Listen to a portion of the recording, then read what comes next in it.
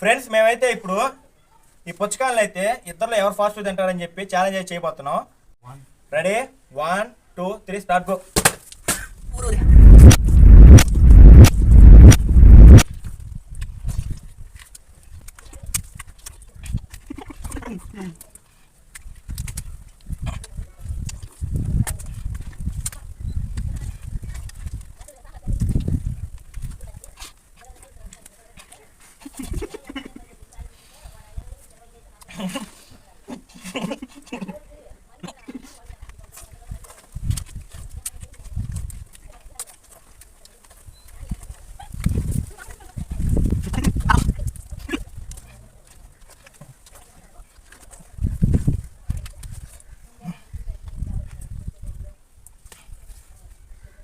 మన ఇద్దరు మనం గెలవలేము.